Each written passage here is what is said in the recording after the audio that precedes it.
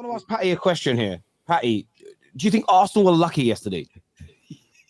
You know what? I thought it was such a boring game. I'm sorry. I know you guys spoke about chess games and tactical battles. I was so bored watching that game. I fell asleep almost twice. It was such a shit game. I'm sorry. And I think Arsenal, probably they created a bit more. But I think there was like 2 shots on target for Arsenal to Man City's 1.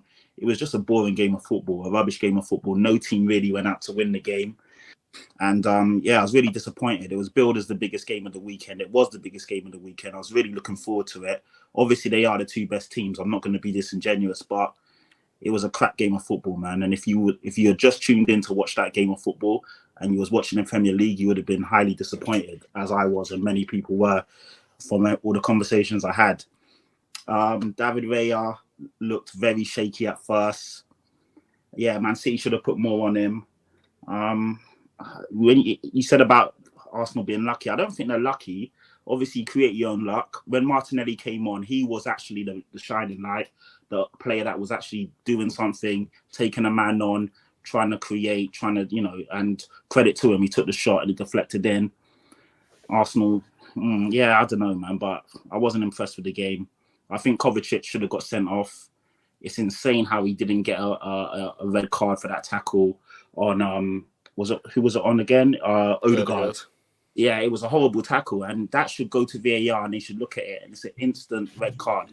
If you look at all the other challenges, especially in the Tottenham-Liverpool game and the Chelsea, how did he get away with that? That's insane. And then literally a couple of minutes later, he then takes out Declan Rice. He was really late, and Michael Oliver just literally waves play on. I just don't understand the level of refereeing. There's no consistency. There's no threshold. There's no bar. And obviously, I wanted Man City. No, to be fair, I actually wanted Arsenal to win that game, if I'm being honest. To keep the league as exciting as possible, it's better that Arsenal picked up the points. We all know Man City are the best team and pretty much will walk the league. But for the sake of obviously even Tottenham staying top and the league being as competitive as possible, it's better that Arsenal win that game, because Man City, when they go on their run, will obviously pick up as many points as possible. And Arsenal, over the course of the season, will drop more points than City. That's a fact. But still, just watching the game, I just don't know how Kovacic stayed on the pitch. But all in all, a crap game and a really disappointing game. I have 2 points to add about to talk about Arsenal. Number one is that any team with that decision going against them would come out of the second half thinking about the decision, not focused on the game. But Arsenal came out of the second half focused. They were on top of the game. They stuck to the plan, and I thought that's credit to Mikel Arteta. That's just an excuse mode. There's many teams that get things gone against them and they don't. Yeah, I like that against Man City, their biggest game of the season so far. I call that blatant going against them. The young players not thinking about the decision and sticking to the plan. I think I have to give them credit. The second thing you said, Patrick, that Arsenal didn't want to win. If you bring in a left back, a makeshift left back in Tomiyasu, who's a mainly center back, and his heat map is showing him being ahead of everybody, and he's the one who's receiving the long ball. I mean, the manager is giving him instructions. We want to win this game. You're a defender. I want you higher on the pitch. He was the highest guy on the pitch when Thomas Partey played that ball. That tells me that the manager wanted to win the game, and that was planned because he was at the end of that long ball. So that's just to the point that if Arteta didn't want to win this game, he would have brought in Tomiyasu and tell him, stay back. Why are you going forward? But he was the one in the 18. So that's just to the point. Brought in Kai Havertz, occupying the 2 center backs. He was good. Lump it to the big man. He was the big man up top, and it worked. So Arteta wanted to win the game, clearly from his substitutions and where his players were on the pitch in the second half. He literally tried to press them from the first minute. He wanted to get the ball higher on the pitch and wanted to create chances. I do think there was an element, though. Like the one part of the game, I'll say there was a little bit of luck that went Arsenal's way was the fact that they managed to get through the David Raya stuff without conceding, because he looked petrified on that football pitch for the first 20-odd minutes. Mm-hmm. Like the one with Alvarez, if that's a yard to the right, it's in. And all of a sudden, it's 1-0 Man City away and David Raya's made the biggest mistake. He did not look comfortable. He grew into the game. I will say, the second half, I thought he was fine. I thought the confidence was there in the second half, but in the first half, he looked shaky. The one that got cleared off the line, I think he's got to be doing better there. There was the fact that they got through that is the luck part of that game for them. But I thought in terms of the substitutions and the tactical side of things, I thought Arteta got it right at the end. I thought Kai Havertz and his skill set is better used as a false 9 or a target man than as a attacking 8. And I don't know why it's taken so long for him to realise that. I thought the idea of pushing Tomiyasu on, I thought it was to get a bit of a height advantage down that side, a bit of physicality advantage for them long balls that they were playing. So on that side of things, he got that right. So you have to give him credit there, but they did ride their luck a little bit with the David Raya stuff. But the player who I think was man of the match that game was Declan Rice. I thought he was absolutely superb. And again, I'll keep saying it till I'm blue in the face. The disrespect that man gets is mind-blowing to me. He is a top footballer, and people act like he's a bang average player because he played for West Ham for years. And he doesn't have a fancy name. Declan Rice is a top DM, one of the best in the league, and he showed that yesterday. He cost a hell of a lot of money. Tom. He wasn't even a DM. He was the box-to-box 8 yesterday, and he still showed, all his qualities. He cost a lot of money, but that was a £105 million performance yesterday. It was. I think what's interesting is a lot of Arteta's outers have been crying about, oh my God, we're going to use Declan Rice to replace Partey. I thought he was coming in to replace Xhaka. We haven't seen Partey, as football fans, we haven't seen Partey fit with him with all the defence back. It's going to be very interesting to see him and Partey play together with Declan Rice doing what he did yesterday, being more box to box, because it's got the potential to be the best midfield in the league, without a shadow of a doubt, because you have everything. Great ball playing ability, speed, power. There's no creativity in it, but that's what Odegaard's job is for up the other end. I think Declan Rice Xhaka had a good season last year, but Declan Rice could take things to another level when you look what he did yesterday on that left-hand side. But again, I know Rodri wasn't playing, but still against the best team in the world. He put that performance in against. Yeah, it was top class from him. There's no doubt about it. He was out of this world. Go on, mate. Sorry, we've had a lot of talk about Rodri's injury and the City injuries, but Saka was out injured, Martinelli didn't start, Partey didn't start, and last season, both times we played them, Saliba didn't play the second time, Jesus didn't play the first time. So I don't like how much emphasis has been put on the injuries when Arsenal didn't get the same level of kind of. But you have the best attacking midfielder in the world out and the best DM in the world out. I think that's a pretty good argument to talk about. If I have two of the best players, not two of the best players in their position in the world, I don't think that's a weak argument at all. If I was a City fan, I would say the same thing. How do I not have the best DM in the world and the best attacking midfielder in the world? Hang on, but sorry, Rory, but the Rodri situation shouldn't have sympathy anyway. He's not injured. He's not there because he strangled someone. It's on Rodri. No. I don't feel bad for Rodri. Zero sympathy because he did it to himself. Rodri's the person that all the fans should be angry at. He has cost them these 2 games by getting himself sent off. But everyone's trying to make it sound like I'm not saying you did, but people are trying to make it sound like an injury and, oh my God, let's feel sorry for City. No, the man strangled someone.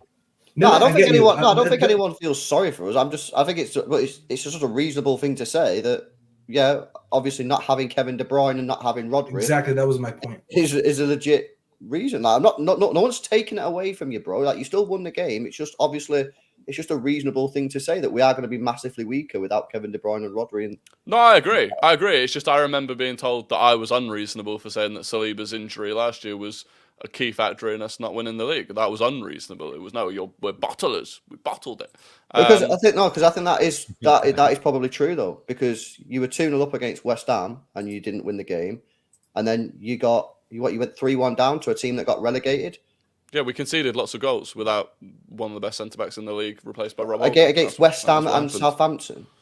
Yeah, exactly. So you take one centre back out your team, and then you concede 3 goals against relegated Southampton, and you're 2-0 up against West Ham. Yeah, or you take Rodri out of your team and you lose to Newcastle with fucking Paul Dummett in the team, Wolves and Arsenal that don't have their 2 best wingers. That's a different situation. This is a game where you were 2-0 up. Of course it is, yeah, because we played a completely different team against. Go and have a look at our starting 11 against Newcastle. The fact is, you was 2-0 up against West Ham last year, and then you conceded 3 goals against Southampton. The team got relegated. That's nothing to do with Saliba. That's mentality. And Jesus has come out and admitted this in interviews. Didn't have the mentality for it. Yeah, Saliba came out and said if he'd been in the team, we'd probably have won the league. So good mentality. That's a W mentality. You want more of that in your team. You probably win stuff. Yeah, I agree. Anyway, the other thing I wanted to mention, just on the Kovacic, the old Kovacic red card, I remember last season, Emerson Royale made a very similar challenge on Martinelli, and the same referee at the same stadium sent Emerson Royale off. And I find it interesting that then the same referee at the Emirates, again, with a similar challenge, 2 weeks after he was working for Man City's owner and Man City's chairman, made the decision not to send him off. I just think that's quite an interesting one. You're saying 116 charges? Is that what you're saying? You know, it's legal and above board. Tweet, about that. I was actually sent a tweet about that. Michael Oliver was also working on our game, by the way. I'm just want to preface that he was. However, just to be honest, there is a correction made to that tweet. He was reffing 2 weeks ago in Emirates in Abu Dhabi. Yes, but there is a correction on that tweet that is sent out that the league has nothing to do with the owners of Manchester City. Has nothing. The paranoia is mad that runs through this country at other clubs. The paranoia is unreal.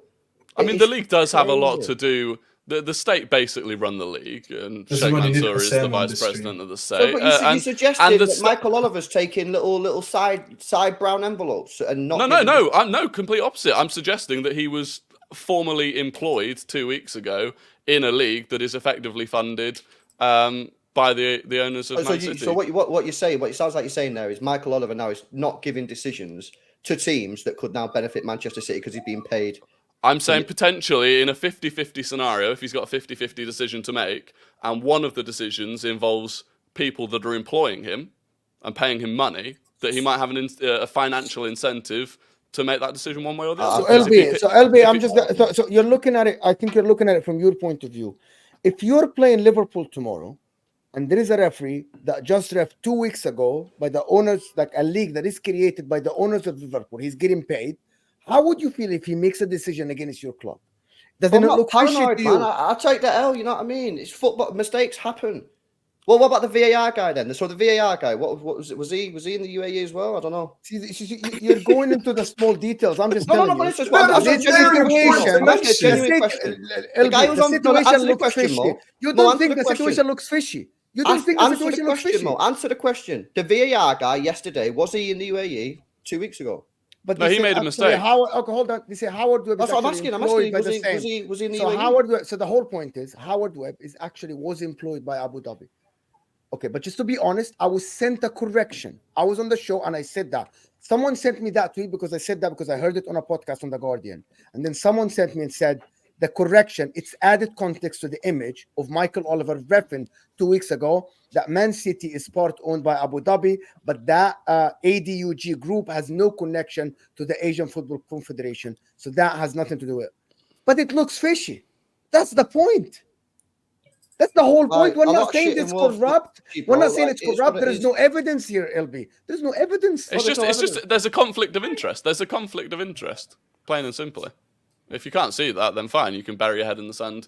I just don't believe that referees would start giving decisions because of what you're saying. I don't think in the moment when he looked at Kovacic, he thought, "Oh, I'm not going to give a red card here because me boss in wherever might not like it, and that benefits Manchester." I don't think people think like that. So if you had a 50-50 decision, one of which would piss off your employer that pays you money, and the other decision wouldn't do that, you have no reason to pick either way, you wouldn't go with the one. Why would you do the one that's going to piss off your employer and potentially lose? I think the question I'd have though is was Michael Oliver chosen by the UAE league, or did they go to the PGMOL and go, can we have a referee? And then they gave them Michael Oliver. Or was he like specifically? I don't think they got to the PGMOL. I believe he was chosen because he's regarded as one of the top, which I actually think he is one of the top referees in the league. I don't get how they can sit there a league like that where they've got the money to buy refs and go, we were an English ref. They're the best. They're the best in class. But this is the problem with the refs, VAR, PG, and all those mugs. It's because of how bad they are. These conversations will happen. And again, I said it last week. We have to start getting transparency. We have to start hearing live what is being said between VAR. You don't need all the shouting voices because the commentary on Sky Sports only hear the VAR person. You can make it calmer. It does. Again, rugby's a mad one. And I watch a lot of rugby. And there are still decisions that happen with their VAR that I disagree with. I'm like, no, and the crowd make a noise. But because everybody, the crowd, everybody at home, the players, because everybody can hear what's going on, there is still an acceptance. Plus, over there, if you mouth off, your team gets properly punished. Like you lose yards or give away penalties. They can get rid of backchat to referees in a week. Imagine every time you backchat to a ref, you concede a penalty. That would stop it straight away. But at the end of the day, it's the lack of transparency, and it makes people. We all do this as human beings. When there's no transparency, we all get the tinfoil hats out. We see it all the time. And you've got to spend an hour on social media and you see bare tinfoil hats everywhere when there's a lack of transparency and/or understanding. I want to do some of these super chats here. Man City is not owned by the UAE. What's your point? Well, it's owned by the vice president of the UAE. Can we just correct that, guys? The whole country is kind of like their kingdom, right? It's Emirates. They are small states. Each one is owned, but this all goes to the same family. Like it's just families. This is just people just don't understand that. Yes, it's the cousin, but all goes to the same pool. It's just like Saudi Arabia. Everything is owned by the royal family. It's not like England. So yeah. It's even England is a kingdom. Like it's not a democratic country. It's very different. It's very different. Listen to Hassam speak about it. Somebody who is born and bred in the Middle East. I've heard people try and argue with him when he's explaining how things work in that part of the world. And I'm sitting there like, bruv, like, why are you arguing with someone who literally is from there that understands it? It's crazy.